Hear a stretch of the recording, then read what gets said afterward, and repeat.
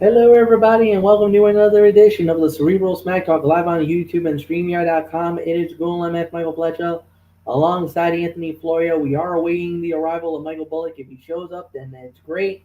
If he doesn't, then we'll wait for him, I guess, next week when we do Ridiculously Raw again. So, with that said, we do have SmackDown Live here tonight.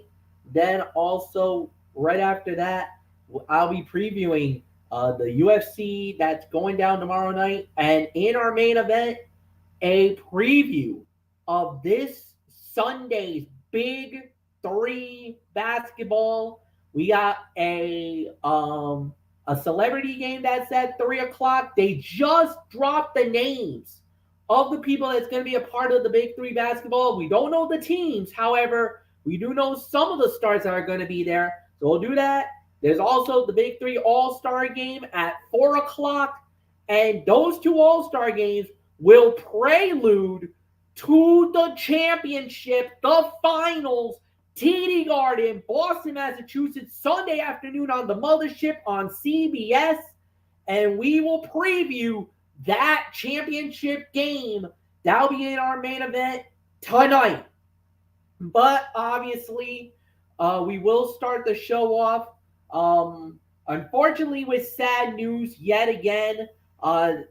It seems like this is becoming, unfortunately, very common with us on our shows. About 1 week ago, we talked about the unfortunate passing of Kevin Sullivan. Today, it was Afa of the Wild Samoans, Afa Anawahi, passing away. There was rumors about him passing away last night, actually yesterday. Word got out that they thought Afa passed away yesterday. Family came out denying the reports, saying not to believe everything you heard. And unfortunately, today, we did get the confirmation by the Anawahi family saying that Afa of the Wild Samoans and Afa, the original manager of the Head Shrinkers, if you remember them, in the early 90s, with Samu and Fatu. He was the manager of them, and he unfortunately passed away. Um, I mean, the uncle of Roman Reigns, obviously, Sika was the father of Roman, and they were the most dangerous tag team back in the day. And every time we talk about when you headbutt a Samoan, that was always a bad idea. These were the two original guys of why you did not headbutt a Samoan. So, yeah, absolute devastation. WWE acknowledged it in their telecast, did a brilliant tribute earlier today of Afa's life. And, I don't think there's really anything to say. Anthony Florio, it seems like this is becoming a little too common for us on these shows lately, honoring somebody who passed away. Afa of the Wild Samoans has passed away. Anthony, it is all yours, my friend. Yeah. Well, I'll tell you, MF. I mean, I'm the one who reported it in our Talking Wrestling TXN messenger chat around 2 or so this afternoon when I came across it, and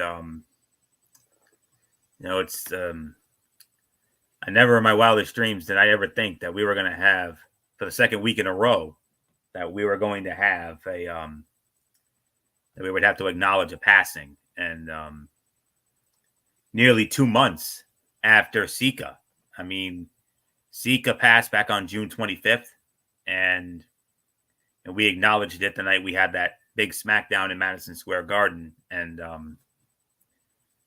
boy, oh boy, what a rough couple of months for the Anawahi family. I mean, first losing Sika, and now nearly 2 months later losing Afa. I mean,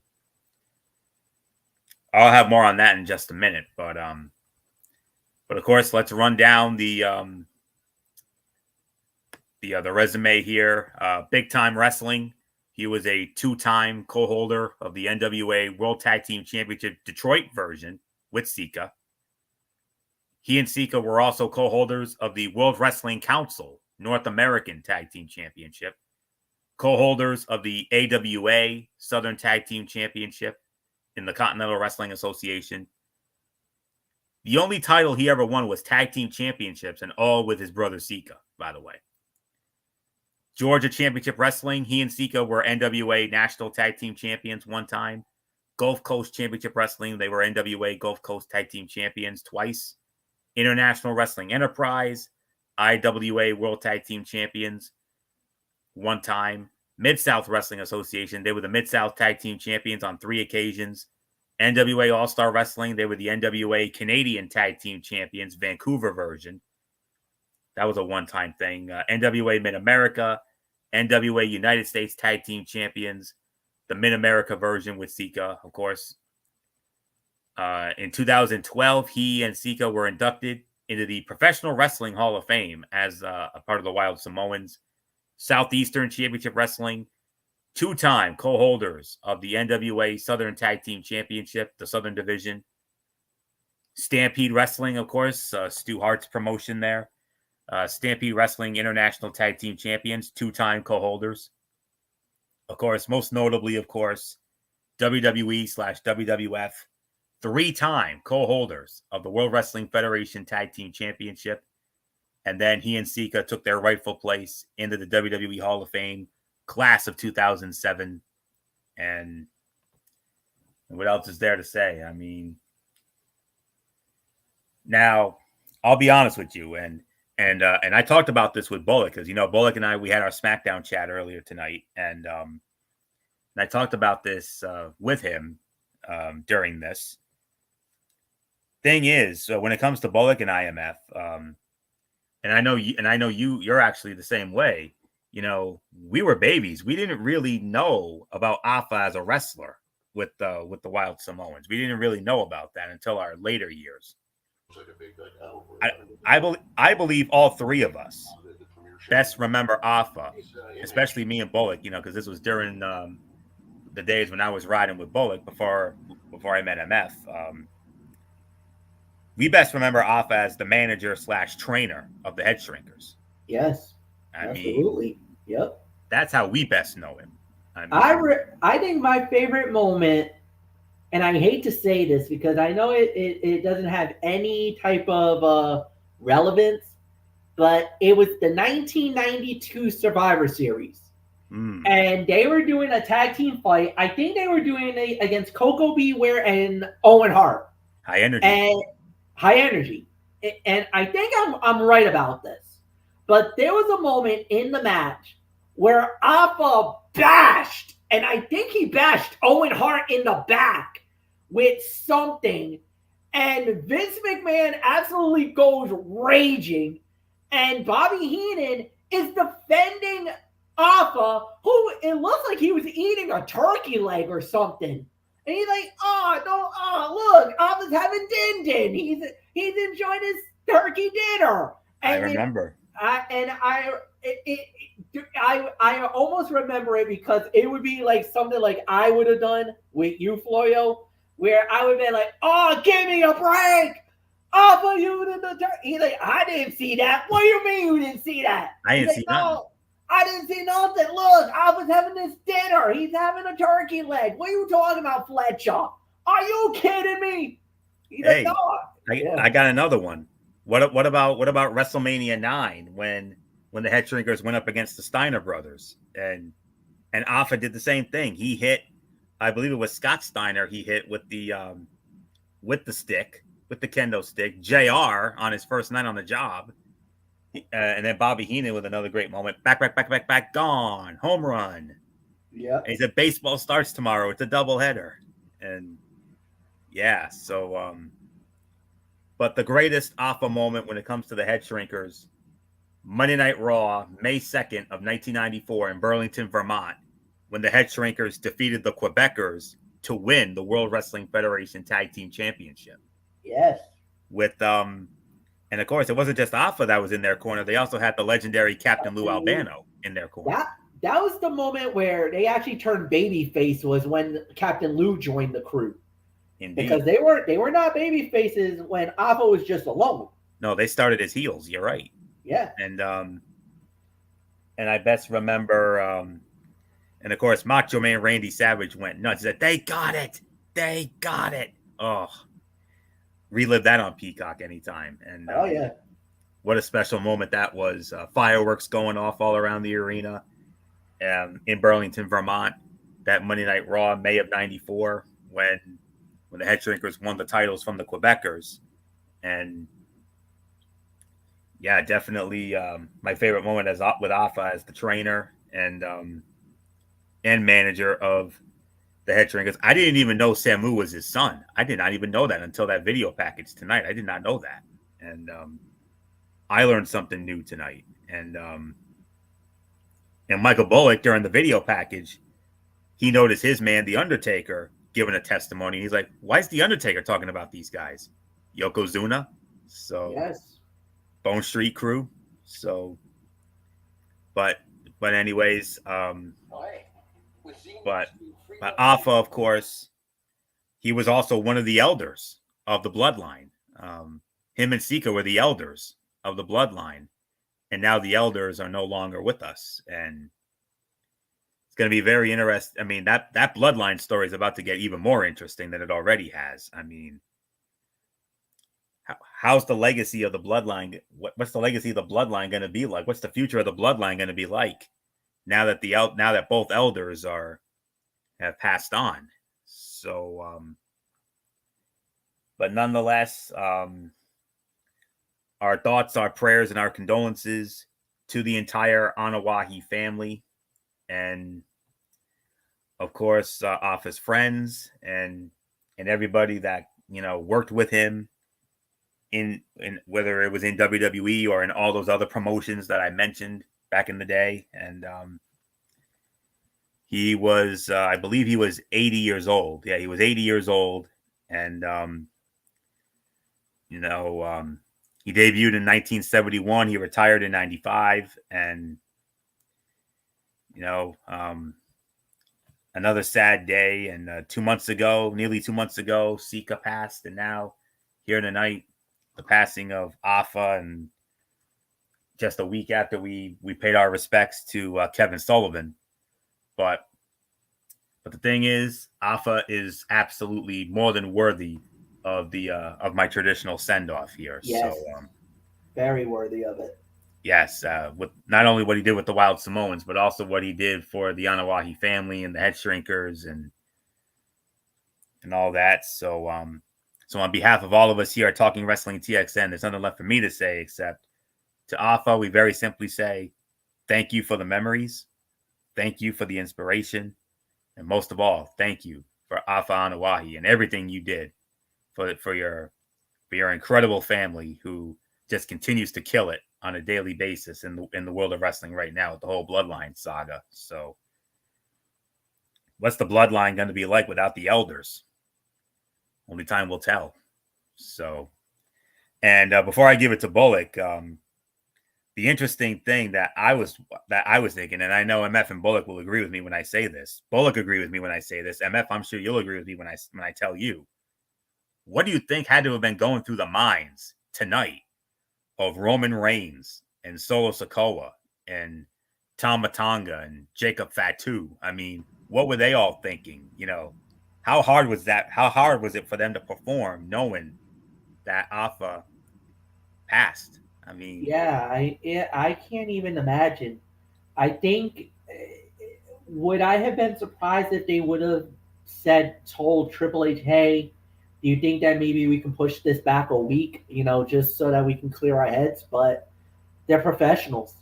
Sometimes things like this, the show must go on. As rotten as they may sound, and as hard as that may be, they're professionals, and they know, this is part of that business, man. So yeah, my heart breaks for them because of the situation. Absolutely. No doubt. But it's also a testament to Solo, Roman, and the guys to say, you know what, let's do this for our uncle, and Yes. let's do the show justice, because that's probably what he would have wanted. Oh, So sure. yeah, And Rikishi was Alpha's nephew. So didn't I also didn't know that either. So things I learned in that beautiful video package and kudos to the WWE production team once again. I mean, they had enough time to prepare that video to get a video ready to acknowledge Sika. They did the same thing for Kevin Sullivan last week, and now here tonight for Alpha. I mean, doing it at the 11th hour. I mean, that production team just continues to get better and better and better week in and week out, and it's a testament to those guys. So like I said, on behalf of all of us here, our thoughts and prayers and condolences to the entire Anawahi family, and of course, his office friends and anybody in the wrestling world who worked with Afa over the years. So once again, thank you for the memories, Afa. Thank you for the memories. Thank you for the inspiration. And most of all, thank you for Afa Anawahi and everything you did, not just for your family, but for all of us professional wrestling fans. Rest in peace, good sir. We acknowledge you. So there isn't anything else left to say. Phenom, Michael Bullock, come on in. Fresh off another one of our legendary SmackDown chats. As always, a little bit of an abbreviated one. Bullock came in a little bit late, but still. But that didn't stop us from having it here tonight. And, well, I mean, first Sika on June 25th, and now, not even 2 months later, Alpha. And now those brothers are up there. Oh, the Wild Samoans. Oh, I can only imagine what kind of chaos they're going to raise up there. But the future of the bloodline. I mean, what is the bloodline now going to be like now that the elders have passed on? That's very interesting. I mean, it's going to be interesting to see what happens. I mean, because like you said, now the elder statesman of the bloodline is gone. I mean, no, I mean they're gone now, and like I said, it could be interesting to see what happens with this feud that's going on right now. So basically, if you know that bloodline tree, you just have to follow it. So whoever becomes the next on that line, they take over. So I don't know. I mean, is that gonna be? It just depends who it is. We don't know how that. Yeah, if you somebody's gotta find that bloodline tree, and we gotta follow it. We gotta follow we that. just gotta follow it. Yeah, we don't know. Well, we'll find out. But yeah, I mean, and now like you said, now he's reunited with Sika, and yeah, I can only imagine what that's going to be like now with the now that they're reunited in heaven, and yeah, one of the wildest tag teams in professional wrestling history, and mostly I remember Alpha because of him being the manager of the Head Shrinkers, and yeah, and of course they finally did win tag team titles, the Head Shrinkers, and I'm sure that was a proud moment for Alpha, especially after winning tag titles with Sika, and like you said, they were the ones that started this whole bloodline thing. Because remember, I think it was Hell in a Cell 2020, guys. It was when we saw both of them on stage with Roman Reigns, and they were the ones that presented the Ula Fala to Roman Reigns, and yeah, and the rest, as they say, has been history, and that continues with this bloodline storyline that's going on right now. So yeah, thoughts and prayers and condolences to the Anawahi family. I mean, they should be proud of everything that this man has done, and Sika as well. So like you said, with the numerous championships they've won, and of course, going into the WWE Hall of Fame. So, yeah. So with that being said, for Fletch, let's move on to what we're going to talk about, and that's SmackDown. Yes, indeed. We're gonna lead into SmackDown Live right now, guys. Here we go. SmackDown Live on Fox tonight, and we started it off. Let's see. Hold on. Get that out of the way. Stupid ad. There we go. All right. It was from the Kia Center, formerly the new arena in Orlando, Florida. Obviously, we started it off with a promo segment that was by Nia Jax. Of course, Tiffany Stratton and Pretty Deadly were there. So basically, it was a celebration for her being the women's champion, the whole 9 yards, interrupted by Machin, and basically, I guess you could say, making her presence known that she's going after the WWE women's title, so she might be the next in line for the whole thing. But there was one interesting moment, and that was when Nia told Tiffany to bend the knee and to show respect. And before that could even happen was when Michin jumped. So was Tiffany going to bend the knee for her? Was she going to show that respect? I don't know. But remember, she does have money in the bank. She could cash that in anytime, any place, anywhere. You know that. So it's not a matter of if Tiffany's going to cash it. It's when is the right moment. And when does she pull the trigger?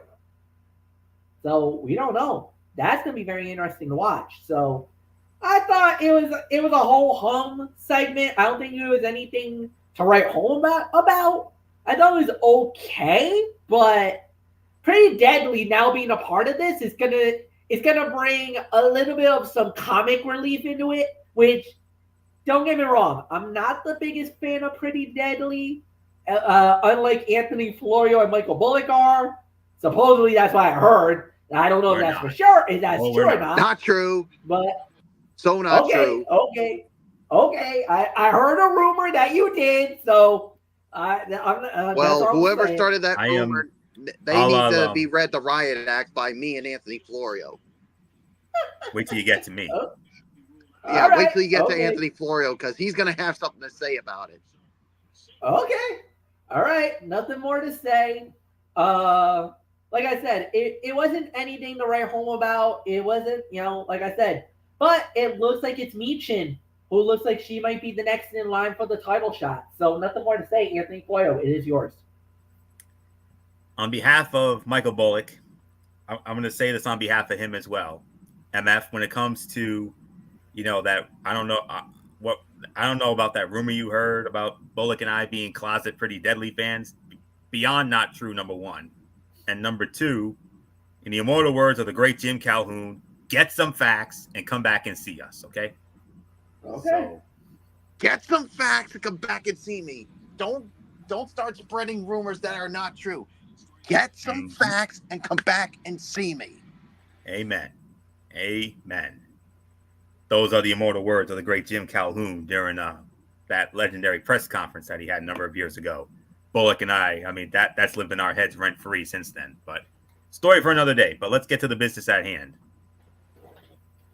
MF, I have to be the man who tells it like it is.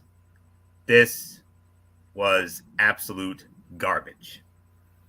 I mean, I'll take it a step further. Cheap garbage. That's what this was. Did somebody let McDinkleberg back in the building? Because that segment came off like a McMahon-produced segment. Honestly. I'm sure that Mr. McPervert was loving every minute of this. I mean, if there's anybody who actually found this remotely entertaining, well, go back and watch that again. That's all I can say on that. The best part, far and easily the best part of it, was when Michin put an end to it. I mean, a lot of people on social media bashing it. One person called it effing terrible, and said that Michin became his favorite wrestler because of after she put an end to it. So, yeah, absolutely dreadful segment. This is a dud of a segment. The only good part about it was when Michin put an end to it, like I said. So yeah, agree. Yeah, so there isn't anything else left to say. This was the only part that Bullock and I did not do for the SmackDown chat.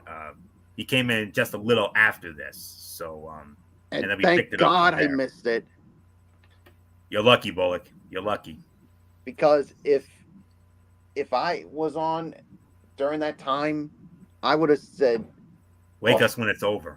Wake me up when it's freaking over." For stop the pain. Sakes. Stop the pain. This please. Was just pain, please. This was just absolute garbage. This was fucking garbage, man. This was man. Whoa, Bullock, watch the language, bro. I mean, I know, but I'm just being. I have to tell it like it is, and if I offend people with it, then, well, it is what it is.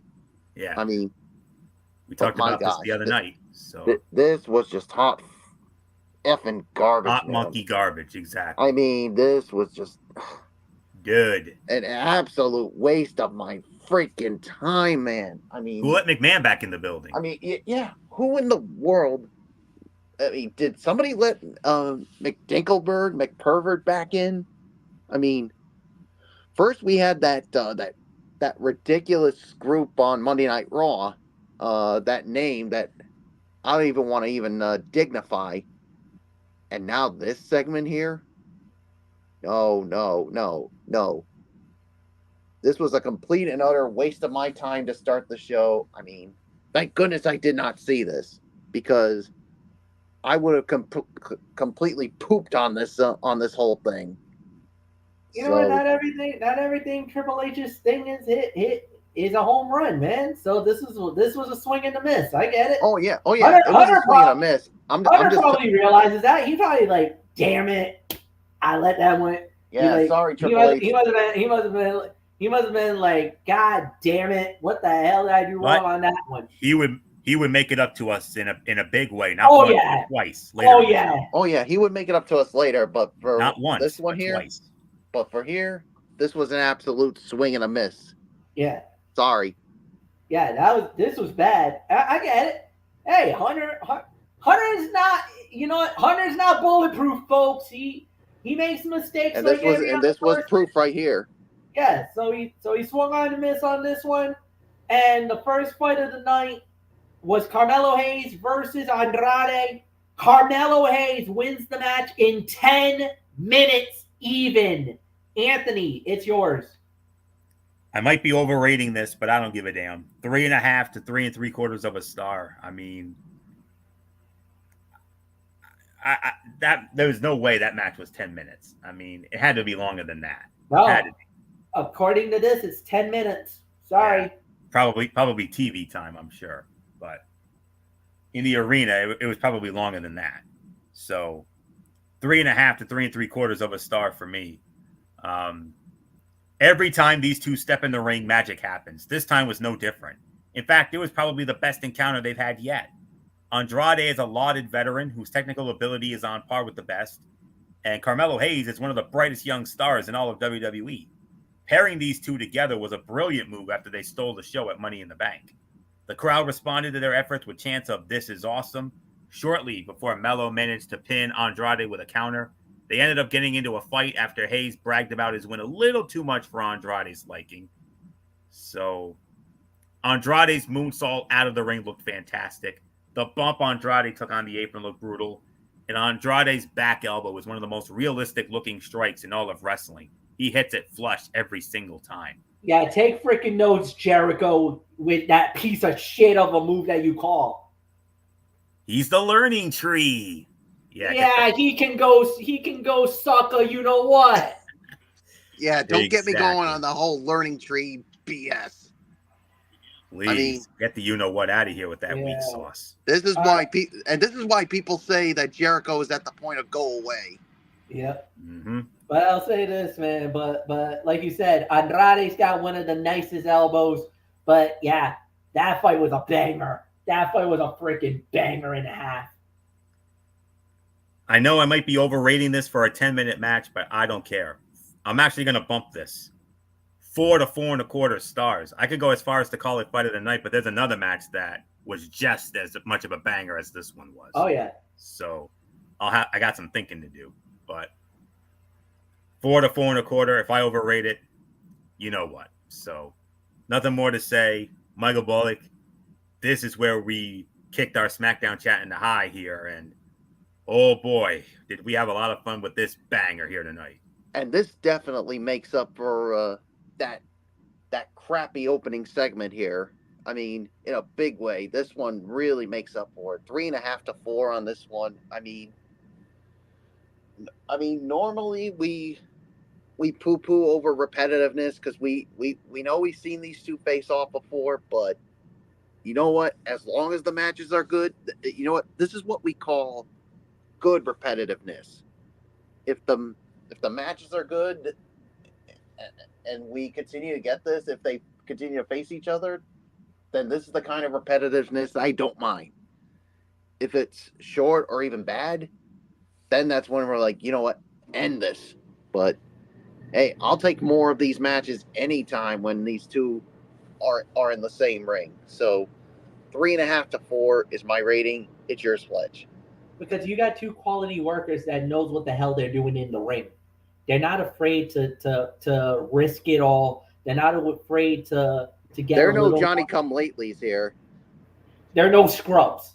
Yeah. They're not scrubs or they're not middlemen. These are guys who actually knows what the hell they're doing. They perform in the ring and they are actually some of the best technical quality sound guys in wrestling. Guys that I know you appreciate, Anthony Florio, and you appreciate Michael Bullock because of the technical prowess. And the thing is that when you got a lucha libre style like Andrade does, when you got a high flying guy who can do basically anything that's half man, half effing amazing, like Carmelo Hayes, these are two guys that I vouch for every single week, every single time in the ring, and they are making me prove my point that this is why SmackDown has some of the best quality technical wrestlers in the world today. And this is proof pudding of why they're so goddamn good in the ring. So at the end of the day, I don't think it's 4. I won't go there. But 3.5, 3.75, I'll give you that, ladies and gentlemen. That's exactly the rating I would give for a match like this because I think that's how it played out. And it was a damn good fight, to say the very least. And it was a good jump off to SmackDown. Yes, we did hit the skids at the very beginning with the first thing with the Nia Jax thing. Yes, we did hit the skids. And then Triple H is like, you know what? Andrade, Carmelo, go. You're gonna have to save the crowd. I think we kind of messed up here. And all they just had to do was send those two guys out, and the next thing you know, we're back on track. It turns to gold just like that. Dude, Triple H took chicken crap and turned it into chicken parmesan. The next thing he did, he took the crap that got dumped on the Nia Jax segment. It was like, you know what? All right. I know I effed up. That was a bad segment. That's on me. Let's see how Carmelo and Andrade do. Can they turn this chicken crap into chicken parmesan or a chicken salad? And they did it with effortless and with no problemas, man. These guys know what the hell they're doing. That's why I respect these guys. And this is one of the reasons why I was so happy to see um, Andrade come back to WWE because of matches like this. This is the bangers that we're going to get. Not the 3-minute WWE speed fights. No. And that's why Andrade's been getting a little angry because he feels like I've not been utilized right. I haven't been used right. I left AEW to come to you guys because you guys were going to give me an opportunity. Well, let me tell you, you're getting a hell of an opportunity now because you're working with Carmelo Hayes, another one of the great young talents in WWE. And you guys started this at Money in the Bank. And let me tell you, this rivalry is getting real. It's an underlying realness between these two. They don't like each other. And it's starting to show. So I like it. Next up, we have was Blair Davenport versus Naomi. Blair Davenport knocks off the hometown girl in 7 minutes. Michael Bullock. You could call this somewhat of an upset. Naomi in her hometown, in her home house, and Blair Davenport was a party crasher. Kicked her out of her own house. What the hell? Yeah, I mean, I was expecting Naomi to win this match because this is her home. This is her home state. This is her hometown of Orlando, Florida. And yeah, for them to actually put Blair Davenport over, I mean, it shocked everybody. But you know what? Blair Davenport needed a signature win. I mean, she got this. And I'm going to go 2.5 stars on this one. I mean, yeah, a big win for Blair Davenport. I mean, you could say it's an upset, but I mean, we kept wondering, Fletch. I mean, when are they gonna start utilizing Blair Davenport even more? I think putting her with Alba Fire and Isla Dawn is gonna do her wonders. And you already saw the result here tonight. I mean, this is without a doubt, I think, the biggest win for her since joining the main roster. I mean, you defeat someone like Naomi in her home state in Orlando. I mean, it doesn't get any bigger than that. I mean, 2.5 for me. It's yours, Fletch. It's a 2.5. I totally agree. And yeah, this is a signature win for Blair Davenport, no doubt about that. Look, to beat the caliber of a Naomi definitely being a former champion herself. Look, it was a great victory for her. And yeah, I mean, it could lead to a 6-woman tag. Naomi could. We're actually getting it next week, Fletch. Well, all right.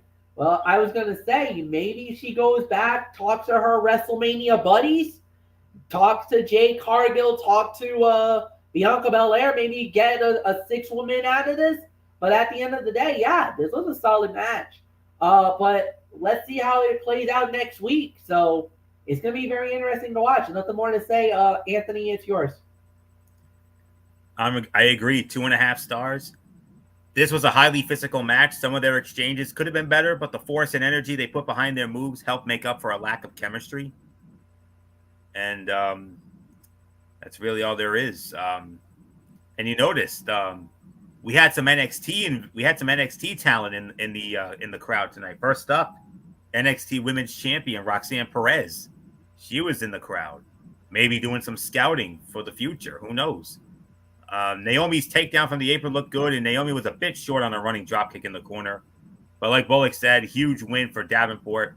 And I'll make the argument, this is most definitely the biggest win of Blair Davenport's stint on the main roster so far. I mean, Naomi, a former 2-time SmackDown Women's Champion, a former co-holder of the WWE Women's Tag Team Championship, and one of the best female wrestlers in wrestling today. She had that great run with the TNA Knockouts Championship, late last year and into this year. I mean, had a great run in TNA before coming back to WWE. So, but yeah, big win for Blair. And like Bullock said, next Friday night, Washington, D.C., our nation's capital, Capital One Arena. Naomi, Jade Cargill, Bianca Belair versus the women's tag team champions. But then again, will they still be the women's tag team champions? Because remember, Fire and Dawn have a title defense this Monday night on Raw. Yeah. Triple threat match against Shayna Baszler and Zoe Stark and Damage Control, Io Sky and Kairi Sane. So who knows? Maybe could Fire and Dawn be without the titles come next Friday night? It's a possibility. So they could most certainly lose those titles on Monday night, and we'll definitely address that Monday night on Ridiculously Raw. But for right now, 2.5 stars, and it's Naomi, Belair, and Cargill versus Fire, Dawn, and Davenport. 6-woman tag next week. Brace yourselves, DC. So not much more to say. 2.5 stars, MF. Let's move on. All right. With that said, we do indeed move on. We had Kevin Owens going one-on-one with Grayson Waller, and it was Kevin Owens winning the match in 5 minutes and 7 seconds. This was a good win. Well, this was a good win for Kevin Owens. Obviously, it gives him some momentum heading into his WWE Championship match with Cody Rhodes. And, Cody did come out, helped to help out because Austin Theory tried to get a little bit of a leg up. That didn't work. It was a holy backfire Batman. But at the end, it was fun for what it was worth. So nothing more to say. Anthony, it's yours. Solid 2.5.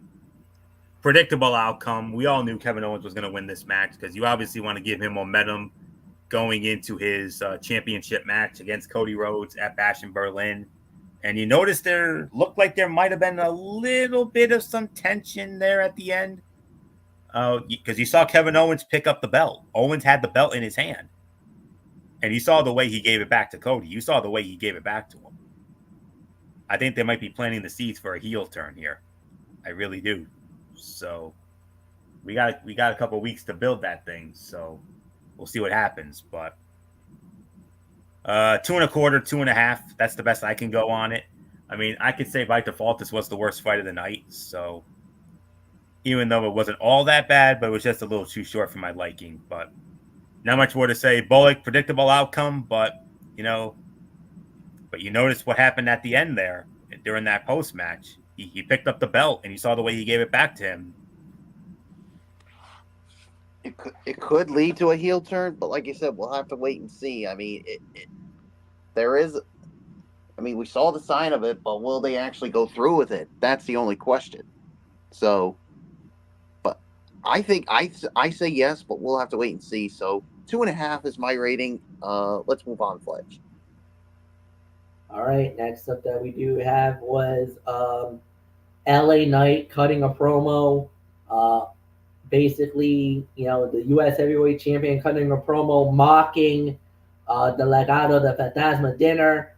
And the next thing it was basically the whole 9 yards, and we're going to get that battle next week, or we're going to get it down the line. But he told Santos to see him in DC next week, so we're going to get that.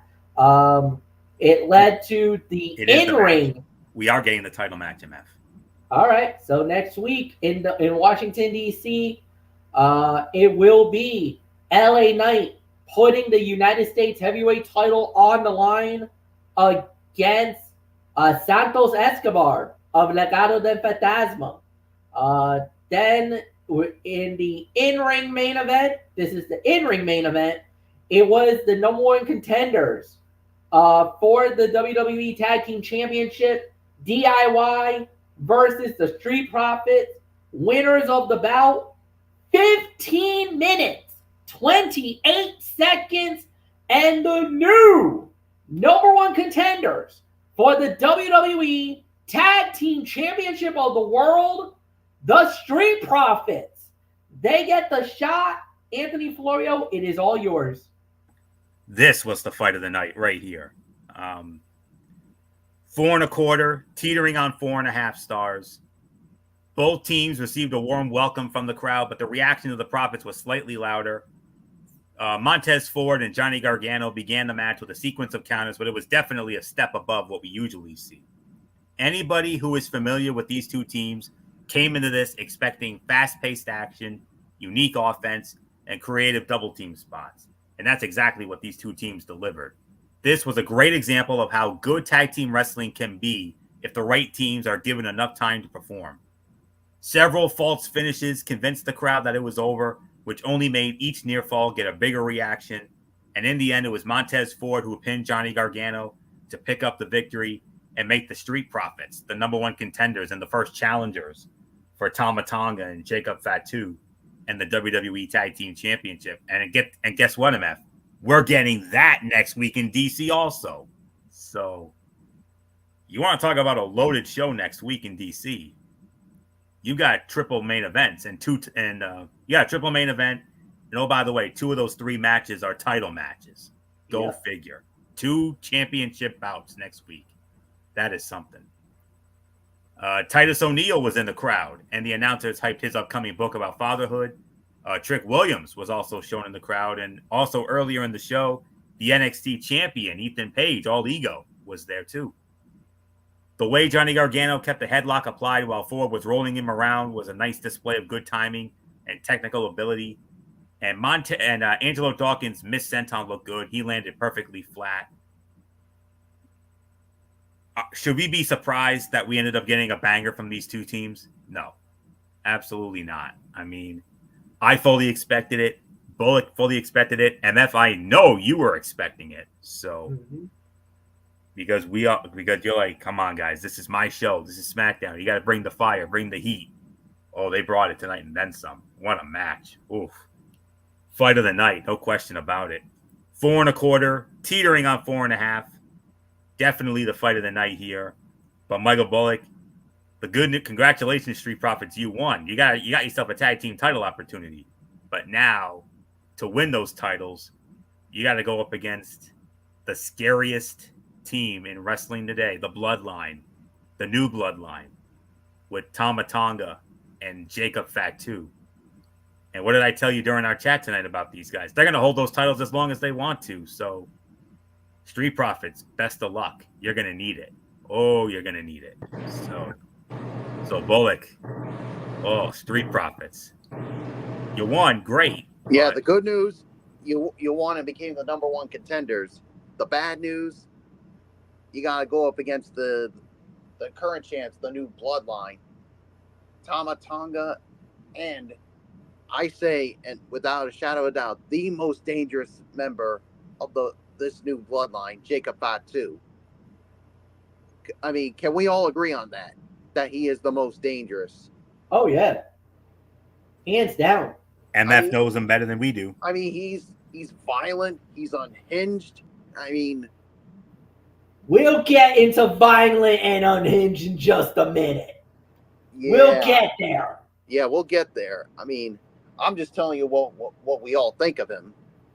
And yeah, I mean, 4 1/4, 4.5. I mean, did you expect anything less when these two, DIY and the Street Profits, are in the same ring? I mean, we expected this to be a really good match here, and they delivered on it. And yeah, now the Street Profits, they have a chance to become the champs, but yeah, they got to try to go through Tama Tonga and Jacob Fatu. And I'm sorry to say this, but they're not going to dethrone them, because this new Bloodline's going to hold on to those titles as long as they want, whether we like it or not. So it's yours, Fletch. Yeah, no doubt about it. Then it led into basically, it started out with Solo Sikoa coming out, cutting a promo. It basically Roman Reigns coming out, and it looked like that they were going to acknowledge that Roman Reigns was going to be the true tribal chief. But in true new Bloodline form, basically Tama Tonga tried to jump Roman. That didn't work.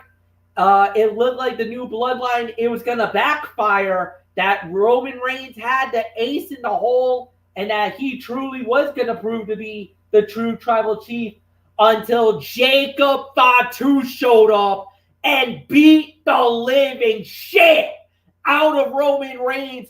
You know what? Screw that, the fact that the tribal chief is the OTC Jacob Fatu is basically the true enforcer of the bloodline. The true right-hand man, doesn't give a damn, reckless, dangerous, unhinged. You said it, Michael Bullock. With Jacob Fatu there, I don't know what the hell Roman's going to do now. He's going to have to figure something out because that dude needs to be neutralized. And if he doesn't get neutralized, it's a wrap. I don't care who you are in WWE. Get a freaking straitjacket on this guy. No, I'm going to say it. This son of a bitch is the most dangerous mother you-know-what in all of WWE. And everybody's got to have to watch their back right now. Because if he goes off, forget it. Forget it. There's nobody that stops him. Nobody that stops him. That's a freight train running through you. And the thing is, I'm pro Roman Reigns. I respect it. I throw my one up every time I see him. I don't know if I can throw my one up if Jacob Fatu's looking at me. That's all I'm saying. This son of a you-know-what is a danger. And Solo Sikoa is lucky to have this guy on his side. And that's your problem on SmackDown. I mean, imagine if he was on Florio's show Monday Night Raw. Imagine if this new bloodline. I don't even want to think about that, Bullock. Yeah, good luck to Adam Pearce. Could you imagine Adam Pearce having to control this guy? He's got enough. I don't think anybody can. For gosh sakes, Adam Pearce has enough problems on Raw, especially his biggest problem right now, Big Bronson Reed. Yeah. Yeah, if he had this new if this new bloodline was on Raw and they were causing this chaos, that would be another problem for Adam Pearce. And I don't even know if he can control this. As a matter of fact, I'll even go as far as to say I don't even know if NXT GM Ava could control it as well if they invaded my show.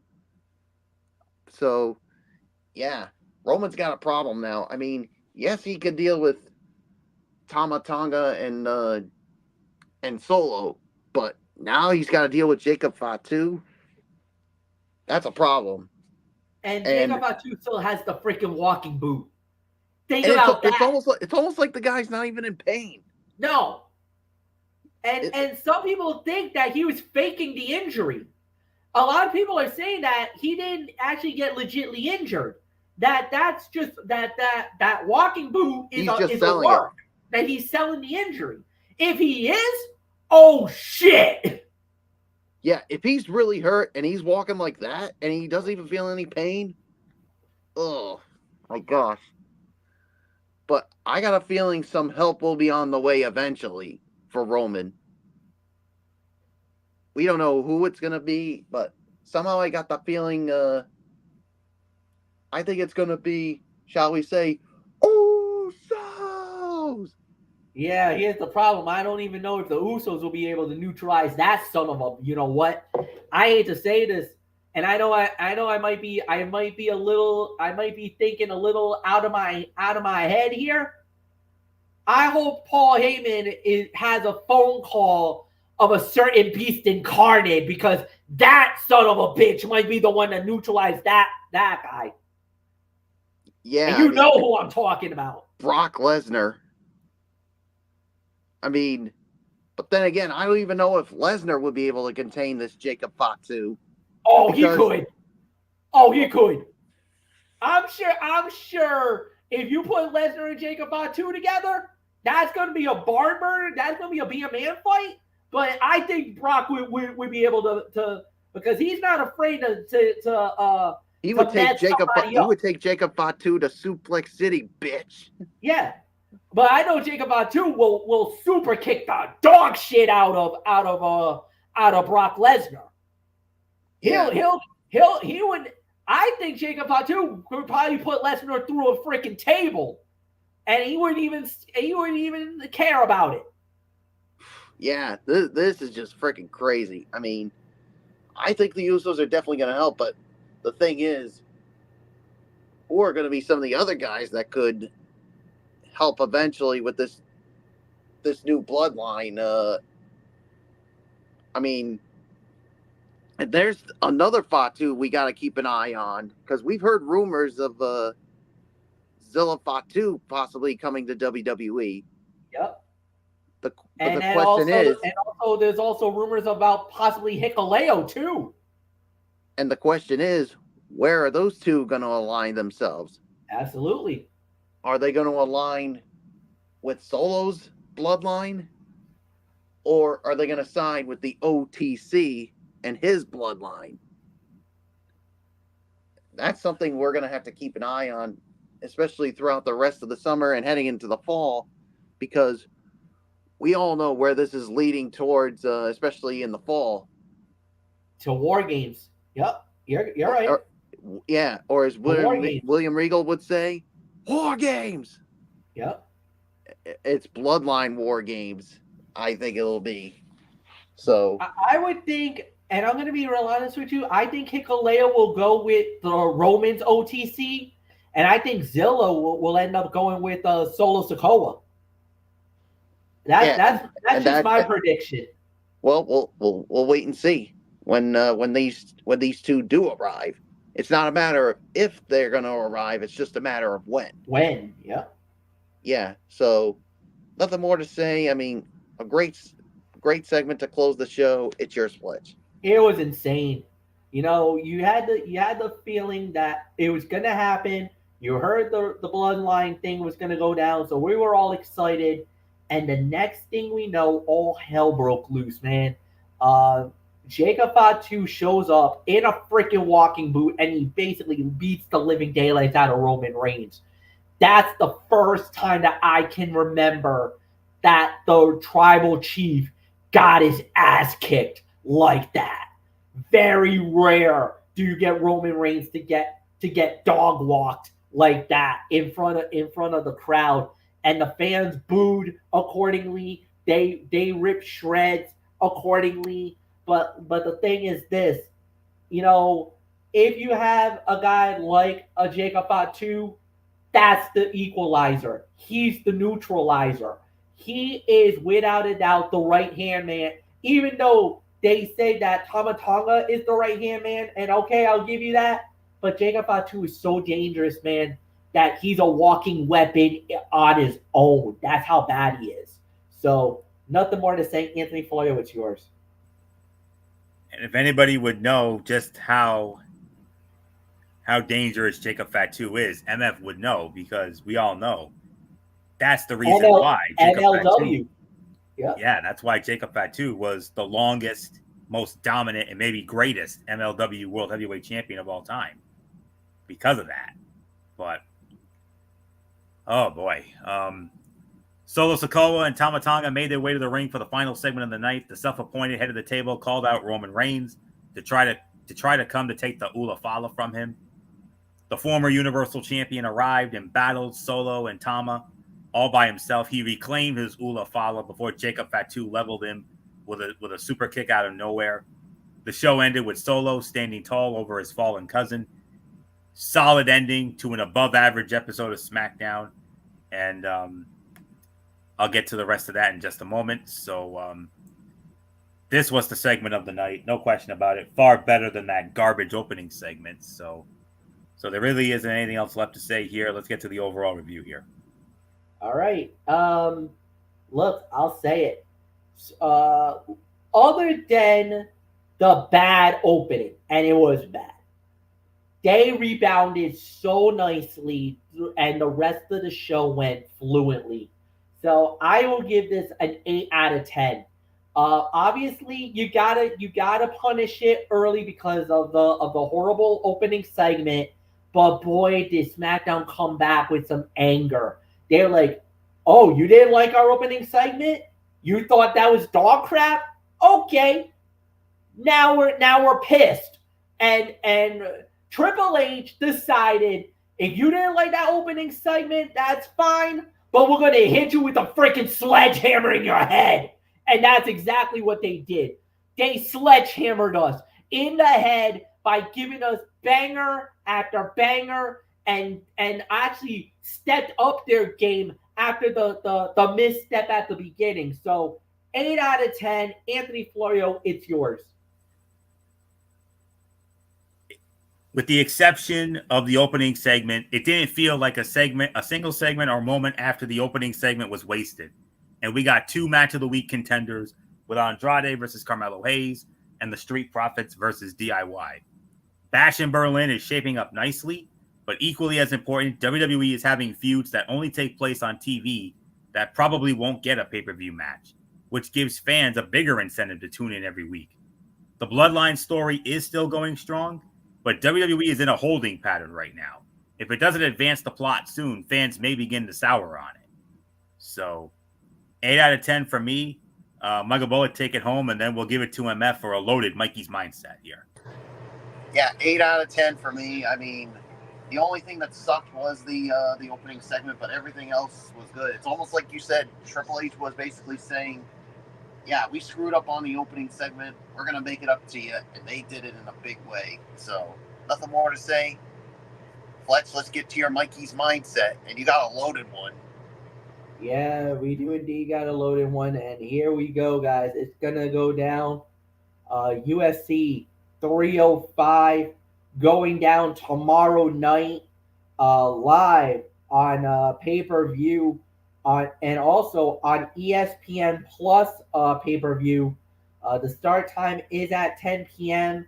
and it will be held from Perth, Australia, and the RAC Arena. And here we go, the fight card. And we got is 5 matches on the big card. And it is Li Jinglong. He's going up against Carlos Pires. That is going to be a one-on-one match in the welterweight division. Then we have is Tavi Tozvina against Jagaro Rajicic in the heavyweight division. Then we got is Muse Garmont going up against Dan Hooker. That will also be in the lightweight division. Co-main event, Kai France versus Stephen Ing.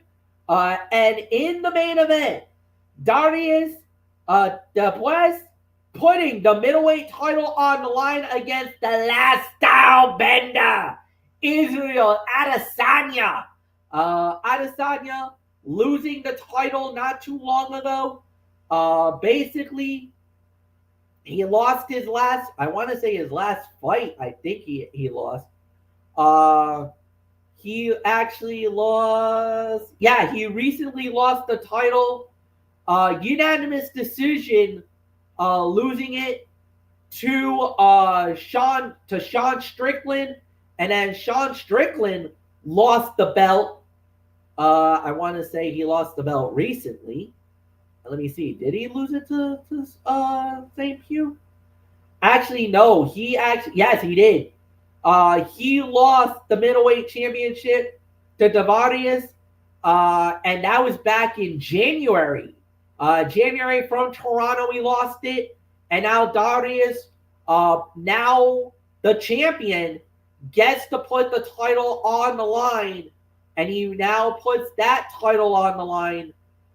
He has basically, after he put away Sean Strickland to win the title, this is actually his first title defense since winning the belt, winning the title in January, and now he's going up against basically one of the greatest middleweight champions of all time.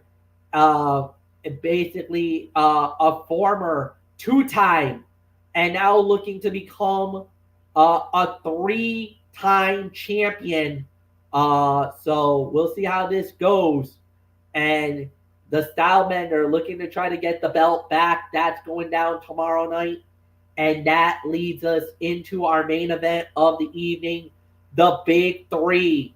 The Big Three final to be held at the TD Garden in Boston, Massachusetts.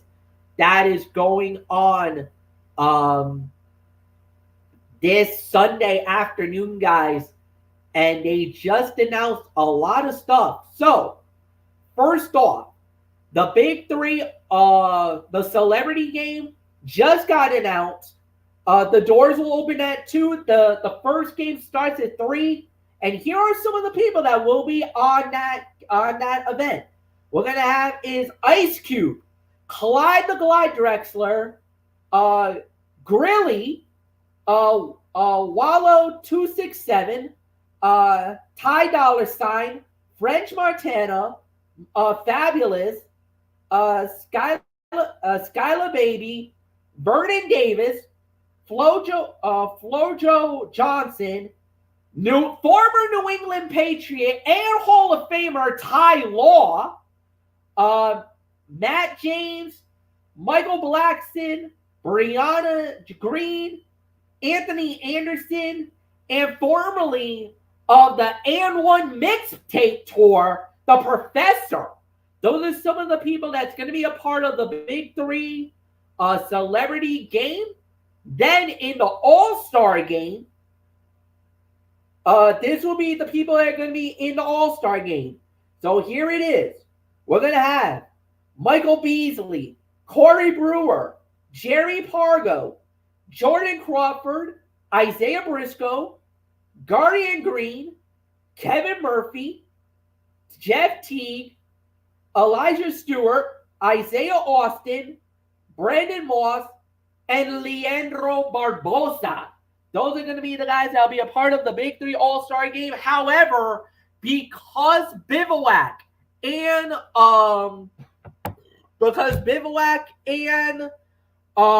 Three's Company are in the final, Michael Beasley and I believe Corey Brewer will not be a part of the All-Star Game. They will be excluded. There'll probably be two more players that will be added because, as you know, it's like in the Pro Bowl. If you're playing in the final for the championship, your team will not be allowed to play. So at 3 o'clock is the celebrity game. 4 o'clock is the All-Star game with the Big Three All-Stars. And then at 5 p.m. on CBS is the finals of the Big Three. The number 1 seed, Bivouac, making their first ever championship game alongside their Defensive Player of the Year, Corey Brewer, will go up against the number 2 seed, Three's Company. Second time that they're in the Big Three final. The first time they did it was in 2018. Second season at the Barclays Center in Brooklyn. Unfortunately, on that night, they were unable to win the Big Three championship. They lost to Power in that final. Now they are back in the finals for the first time since 2018. And Michael Cooper was the head coach. And this time he leads a whole new squad, including the most valuable player of the Big Three 2024, Michael Beasley. So this is the final, the grand finale. Somebody's walking away with the Dr. J trophy. Who's it going to be? We'll find out. Myself, Michael Bullock, Anthony Florio. Anthony will be doing the pregame because it's in Boston. Me and Michael Bullock will be doing play-by-play of the Big Three final. So with that said, we can't wait to do it, guys. It's going to be fun. It's going to be wild. It's going to be a happening. History will be made. We're going to have a first-time winner, folks. Who's going to be the Big Three champion? We'll find out on Sunday afternoon. Like I said, all the festivities are going to start at 3 with the celebrity game. Around 4 o'clock will be the All-Stars. And then roughly about 5, a little after 5 o'clock, the Big Three final, the championship game, will be held.